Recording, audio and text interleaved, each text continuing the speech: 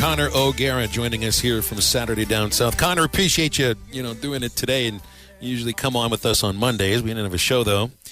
So you're not that far away from the meetings in Destin, and we've been talking about the possible schedule change over the last 30 minutes or so. I mean, I'm in favor of a 9-game SEC schedule. I like the 3 and 6 because it keeps more rivalries together, or at least teams that are used to playing each other on an annual basis. And I like more SEC games. But, you make a really good point, and I think Dellinger wrote about this too in SI. Part of this is also getting access to the college football playoff in its current format, which is 4 teams. And 9 games makes it a little more difficult to get there, doesn't it? So, yes, before I answer that question, I got to ask you a question. Sure. How far do you think Destin and Orlando are apart? Well, he told me, Drew told me it's like 5 hours away, right? 6 hours and 8 minutes. I'm looking at it right now. I said 5 or 6. So not exactly a bike ride. That's what I told him earlier. Not a little walk down the street. Yeah, it would be a flight for you, I would think. Yeah, definitely. We're definitely talking flight at this stage in life. I just wanted that to be known. I just didn't want the great people of Arkansas thinking that I was somehow close to Destin and just kind of hanging out in this beautiful area of the country. Just wanted that to be known. But next time I'll make sure I let him know that Connor is underneath the table in the conference room, overhearing everything they are saying right now in Destin. But we'll wait for that for next year.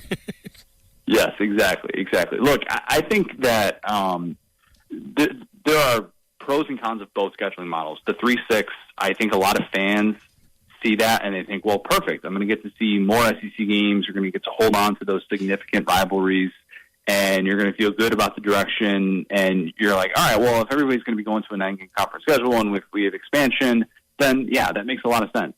The problem I have is that I don't think expansion is imminent of the playoff. That's what we're talking about. We're not talking about expansion of the SEC. That's happening in 2025 at the absolute latest, with Texas and Oklahoma coming on board. Any shift in scheduling model, that's what we're talking about here.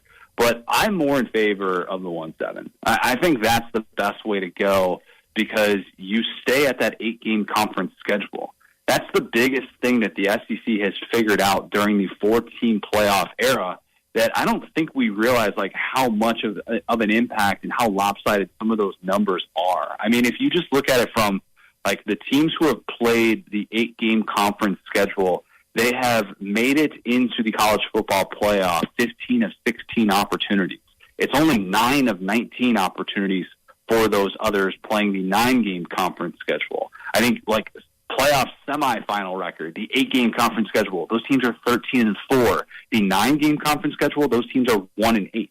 Remember, when Ohio State won a national championship in 2014, they were playing an 8-game conference schedule. The Big Ten makes the switch to the 9-game conference schedule in 2016 and then watches their conference champ get left out of the college football playoff 3 consecutive years. That's significant. And if you're Greg Sankey, you have to pay attention to all these moving pieces. And I think the 1-7 model gives you the best ability to be able to pivot while still keeping at least one of those rivalries in place while allowing you to be able to play everybody else in your conference, which is the way it should be, in my opinion. Yeah, and you hit on the idea of playing rivals and teams that you're used to playing on an annual basis. And maybe I'm focusing too much on that because I like the idea of teams playing each other every year in a league. If it's not divisions, then maybe a pod. And I know these aren't called pods, but they really are. If you're doing a 3 and 6, those are pods. And is it more important? And I know the answer you're going to give because I think you just gave it. We've got competing areas here or competing reasons for why we want one or the other. Some say we want this to feel more like a league. We want to keep the rivalries intact. Some say it's all about access to the college football playoff. That's what you're saying. It's all about the access to the college football playoff. Yeah, it is. Look, I've been to Big Ten Media Days where they're sitting there and they're bragging about these checks that they keep bringing in and how great it is that they play a 9-game conference schedule. And I'm thinking to myself, y'all just got shut out of the playoff. What are you talking about? What are you sitting here trying to poke fun at the SEC for while the SEC is celebrating another national championship while you're at home on your butts in the winter? I don't think that makes any sense whatsoever. I think that goes against the way that the SEC brains have been programmed during the playoff era and during these last 15 years of dominance. Last 16 years, the SEC champion has played for a national championship 15 times. All right, that's not necessarily a coincidence, in my opinion. I don't necessarily think that any system is suddenly going to change the balance of power. But think about this. If you get this 16-team super conference starting in 2025 and you stay at a 14 playoff, you're kind of hurting yourself. Yeah. I mean, you just are. Even though I think that the SEC should be worthy of getting those 2 spots probably on an almost annual basis, you're still leaving yourself subjected to the scenario in which, hey, look, we've seen the way that the selection committee evaluates this in the past. Once you get that second loss, it's kind of a death sentence. That's just the way that it is. So I think there's a lot to consider here, and it's definitely not as easy as just looking at one specific element, though I do think that having the best path to the playoff is the most important thing. Mm-hmm.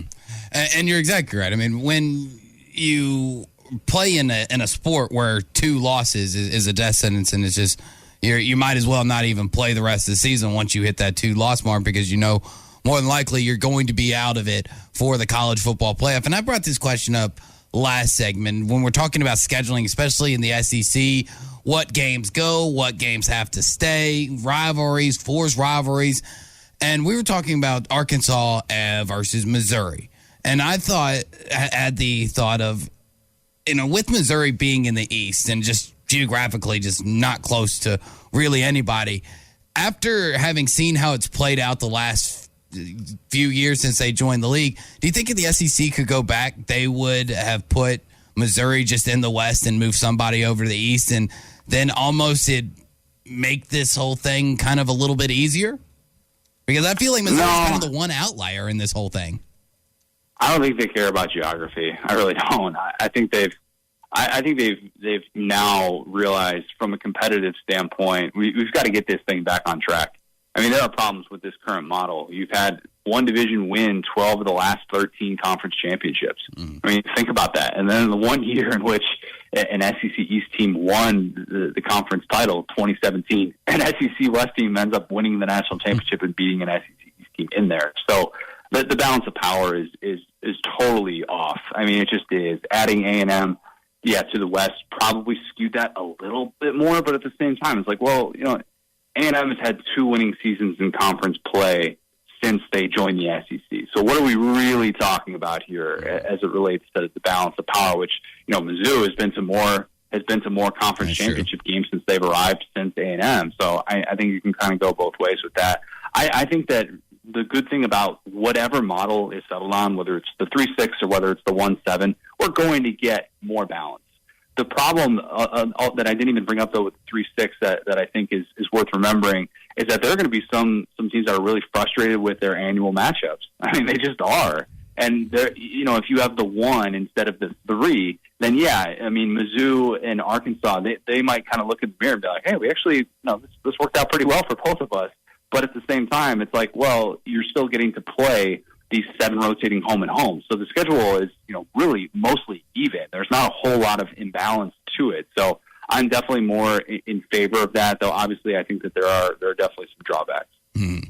And Connor, I read your article that you put out a few days ago over the weekend about Lane Kiffin's comments with Bryce Young and possibility of him, testing the waters. Obviously, he didn't, but, Kiffin saying that you might as well see what else is out there. And I liked your comparison to what we see out of Addison with Pittsburgh and how it is different between a quarterback and a wide receiver and really what that does mean to an entire offense. But do you think we ever do get to a place where a guy that's coming off a Heisman Trophy winning season could do that just because he thinks he can make a few extra K somewhere else? Definitely. I think it's possible. I think at quarterback it's a little bit more difficult.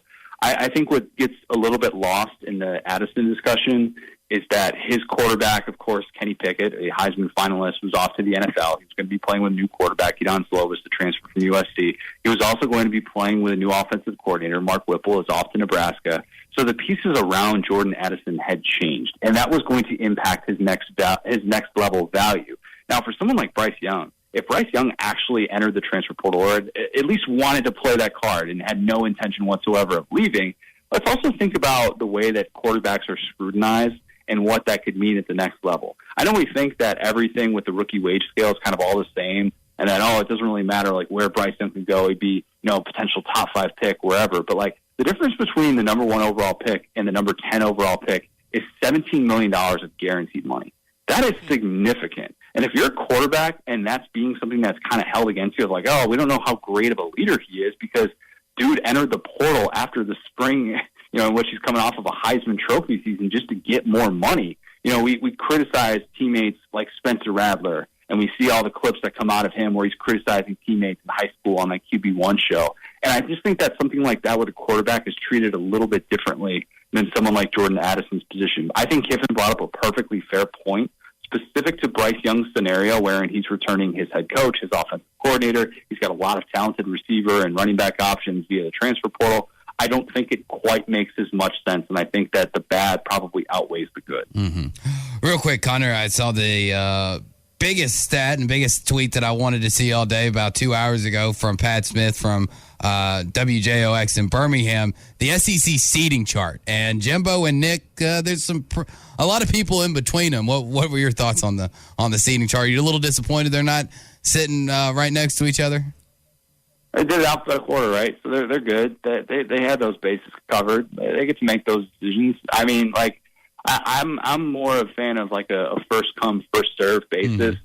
Just kind of like the early bird gets the worm, and you just kind of show up. And that first day in college where you kind of show up and you look around, and you're like, oh, who's in my classes? Or maybe high school, mm-hmm. and then you kind of figure out where you're going to be sitting. I would have loved to have seen a scenario play out like this where it was all dependent on when you showed up, and the possibility of Jimbo and Saban showing up at the same time and walking in together could have created an incredible visual. But no, we didn't get that. Instead, they probably played it smart, trying to diffuse the situation as much as possible. They're just going with alphabetical. Partners at BetOnline continue to be the #1 source for all your betting needs and sports info. Find all the latest sports developments, including updated odds on the NBA playoffs, fights, and even next season's futures. And don't forget that the MLB is back as well. Who are you picking to win the World Series? BetOnline is your continued source for all your sports wagering needs, including live betting and your favorite Vegas casino and poker games. It's super easy to get started. So head to the website today or use your mobile device to join and use our promo code BELIEVE, that's BLEAV, to receive your 50% welcome bonus on your first deposit. Bet online, where the game starts.